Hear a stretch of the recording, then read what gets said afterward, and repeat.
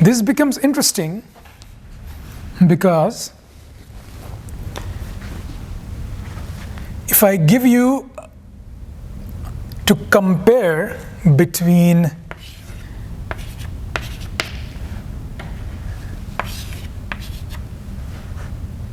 these two and tell them which of these have a stronger bond, you will be able to predict that without knowing anything about molecular orbital theory. Sorry? Why? Which do you think is the stronger bond? This, okay. But you don't know the structure of this thing, right? Yeah. So what information do you have so that you can, do you know the bond order of this thing? But I just told you. So what is that? Well, how many electrons? 2. How many total electrons? Like when you are thinking about isoelectronic species, you're not just counting the outermost electrons, right? You're counting the total number of electrons. So how many total number of electrons in here? For everything, 12. I mean, no, 14. For this, how many? For O2? 16. 16, right?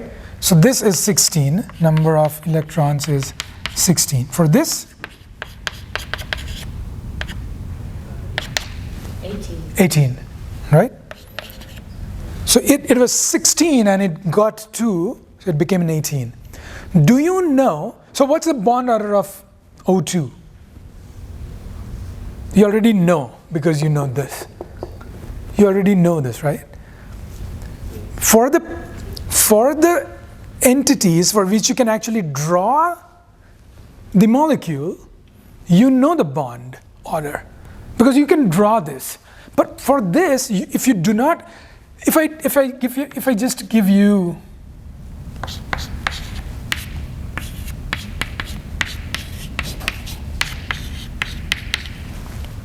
this, without knowing anything, you can tell the bond order between P and O is 2, P and this O is 1, P and this O is 1, and all this, because you can actually draw the structure. But sometimes drawing the structure is not possible, or it's taking you more time. For in here, so there will be some information that you already know. That the bond order of oxygen is 2, fluorine is 1, nitrogen is 3. So this is your reference. So for 16 electrons, what's this? How many electrons? For nitrogen? 14. And for fluorine? 18. Can you take a guess for 17 electrons what will be the bond order? For 17? For 17.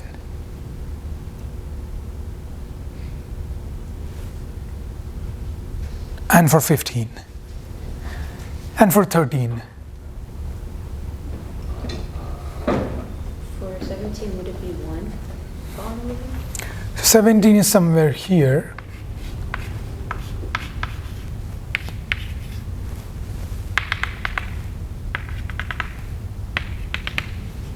So 18 is 1, 16 is 2. What's 17?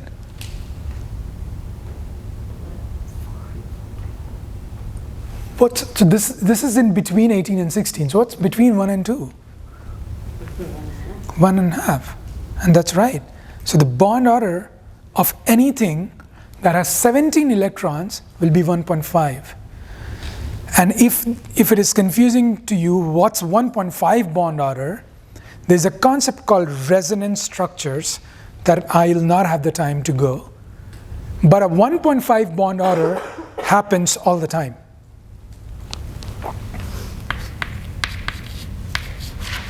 For 15?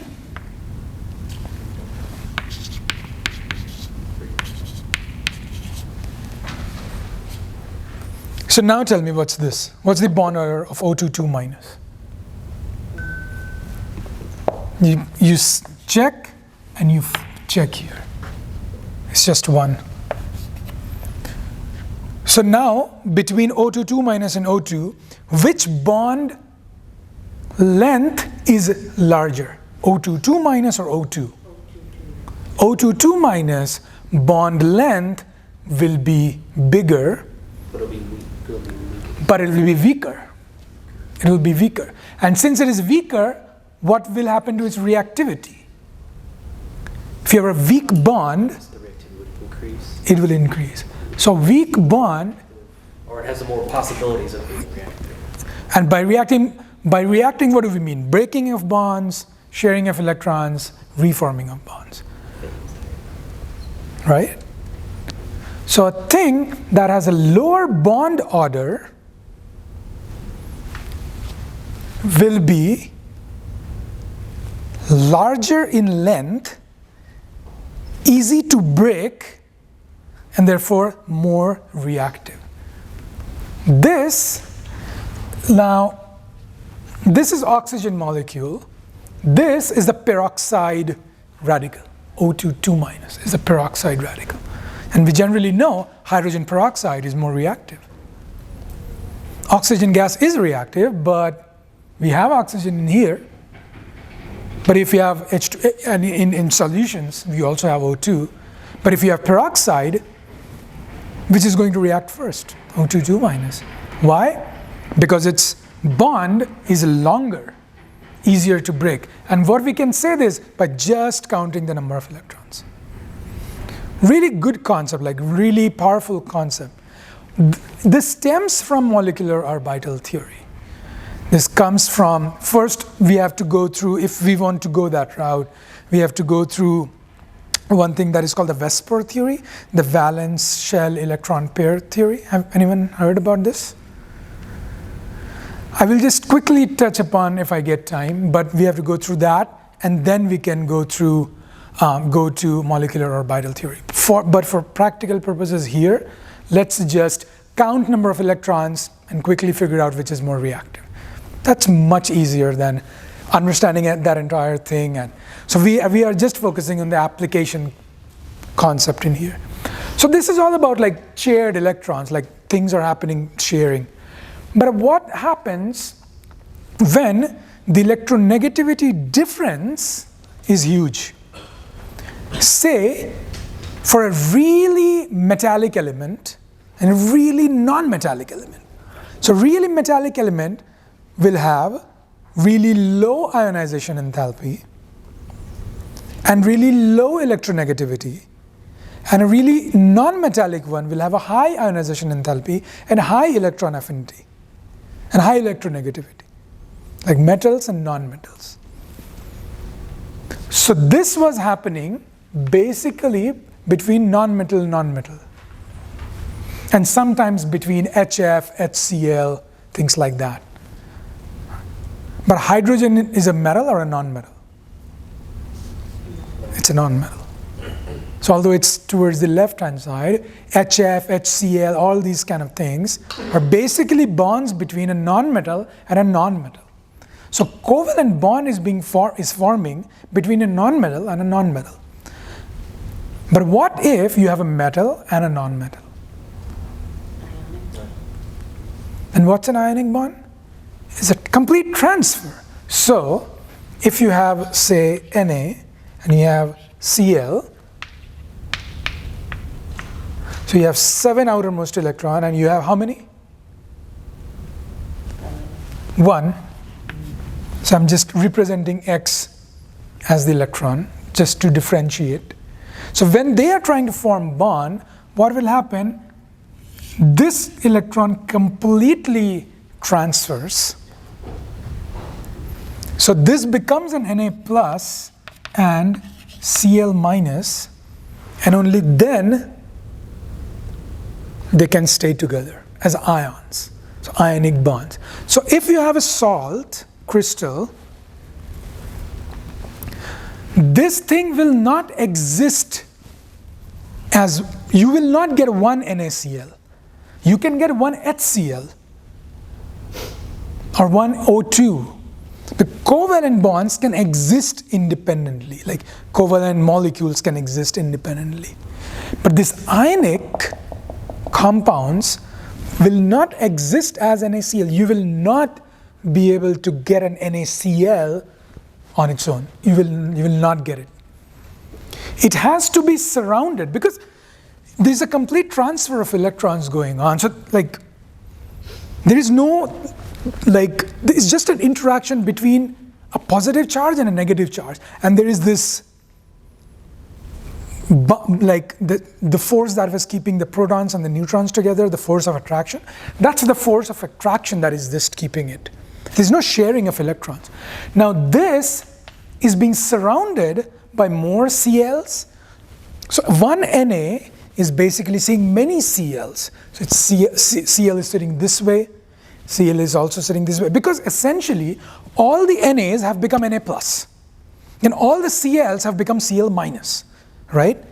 Now you imagine, so you have Nas and Cls in a space. So if I am an Na, will I only get attracted to one Cl minus or all the Cl minus that are there? What's stopping me from getting attracted from the other Cl minus? Nothing. So there is a force of attraction between Na plus, one Na plus, and this Cl minus, that Cl minus, that Cl minus, and all the Cl minus that are surrounding this Na plus, like in a 3D. So the concept of coordination number comes in here now. We'll go there. But just imagine that NaCl does not exist in nature as a single entity. It does not. You will only have NaCl minus in an array in which you have an Na sitting and you have like Cl minus surrounding it. It will be a fixed number. It will not be disordered. It will be a fixed number. I think it's 6. The 6 Cl minus surrounds it. And each Cl will also be attracted to other Na pluses that are there. So all this attraction is keeping it really, really locked in. Which of these two, the covalent or the ionic, do you think is a stronger bond? That sharing or this thing in this array that is locking one Na to like all these 6 and the Cl to the other 6? Which of this is like a stronger bond? The ionic bonds are more stronger than covalent bonds because of this reason. But the thing is, you cannot take out one NaCl out. That's also true. So if you cannot take one NaCl out, when I say the formula for sodium chloride is NaCl, it's a simplification essentially.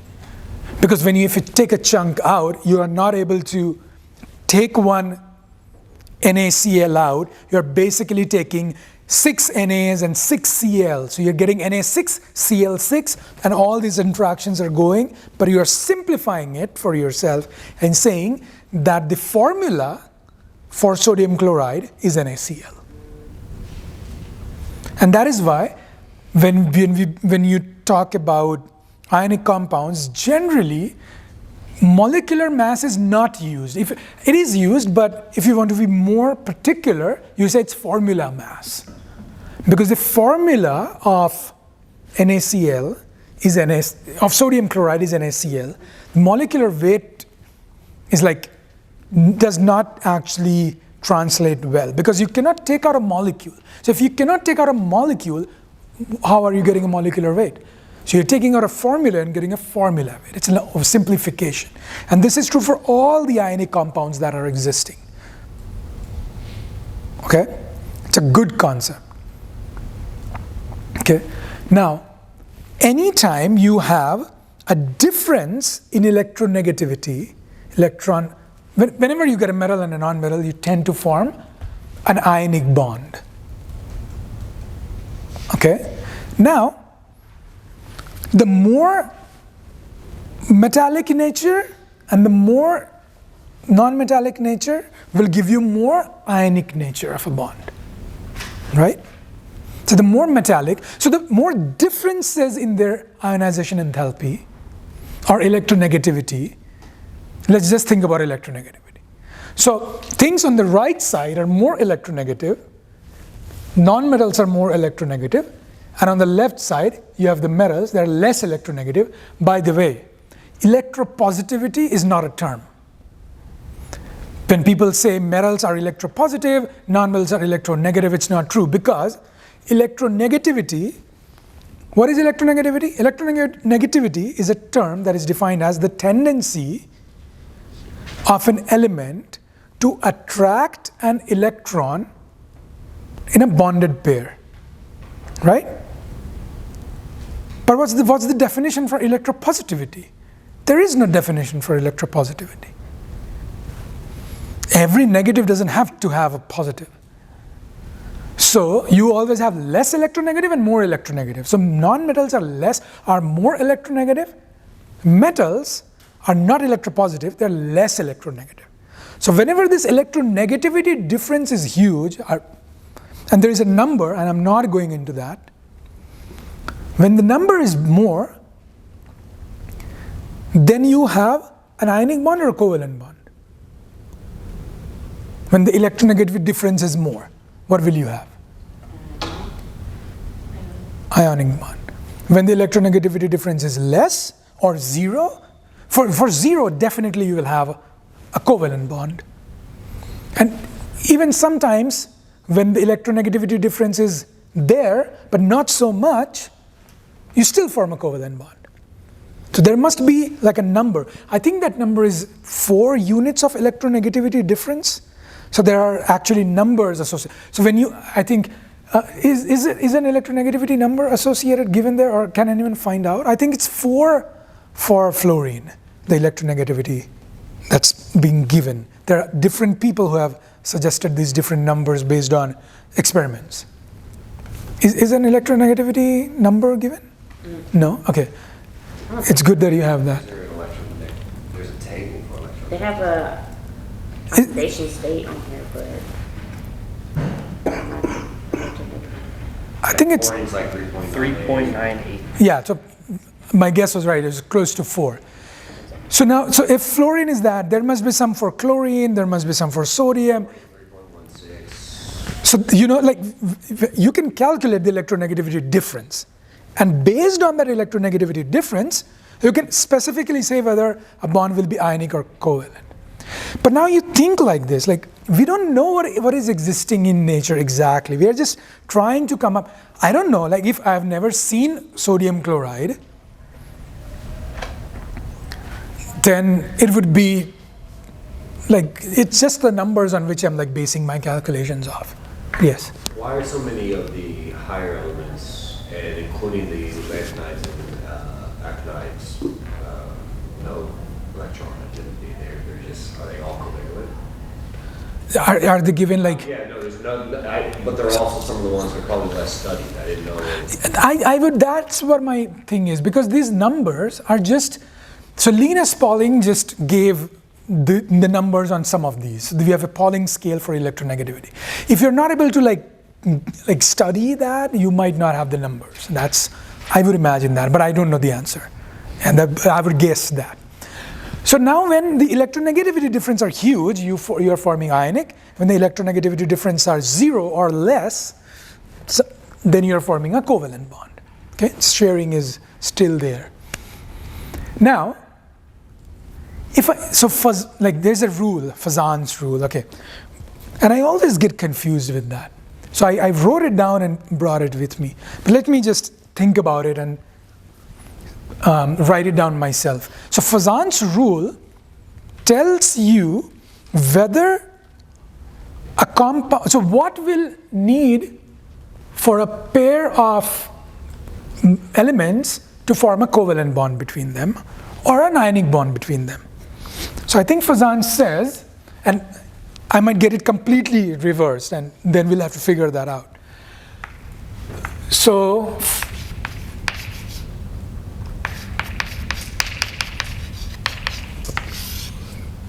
covalency increases, so the covalent character of any bond increases when you have small cations and large anions. The opposite is when you have large cations and small anions, you get more ionic character. And I think I got it right this time. Because if you have large cations, when you have large cations, is the metallic nature increasing or decreasing? When you have a large cation, for example,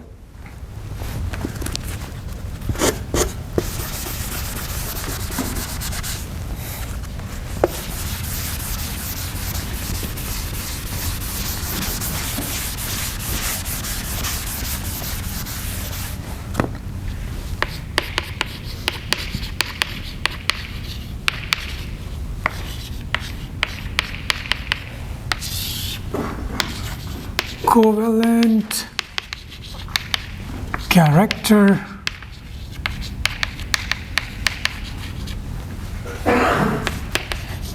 increases with small cations, large anions. So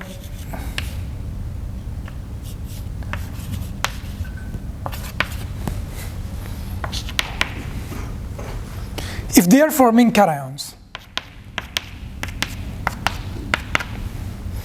which of these will be the biggest cation? Should be really easy to say. The bottom one, because you're going down the group, you're adding more and more shells, size is increasing. And let's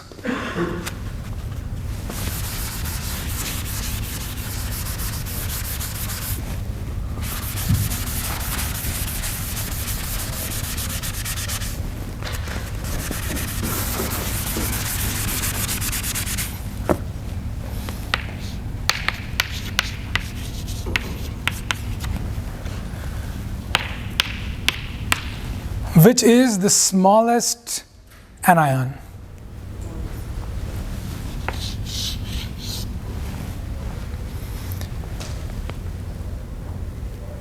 So if this is covalent character, what's the ionic character? The largest cation and the smallest anion? So the largest cation is this, and the smallest anion is this. This will be the most ionic or covalent? Ionic. And it makes sense because electronegativity difference will be the highest here. If you just say, take CS and I, the electronegative, so if I tell you, tell me which will have so NaCl or CsCl. By the way, like,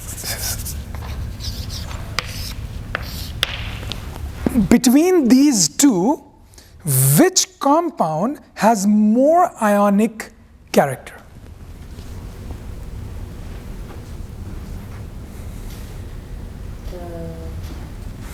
CsCl. Who thinks CsCl?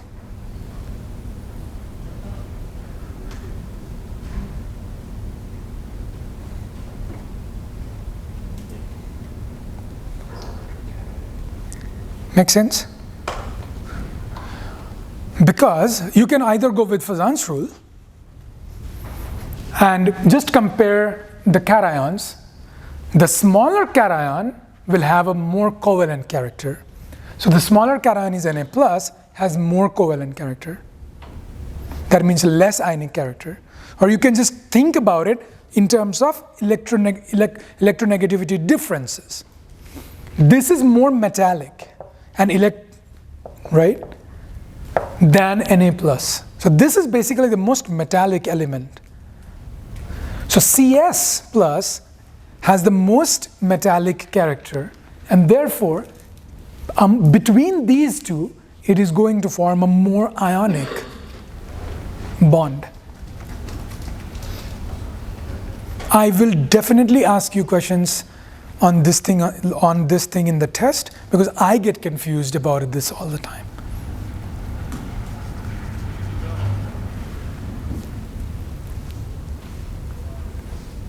So you don't have to remember this if you just think straight, that if the electronegativity difference is more, you just have an ionic character. That's it. All these things should make sense, right from the first class that we had to this and forever. This should make sense.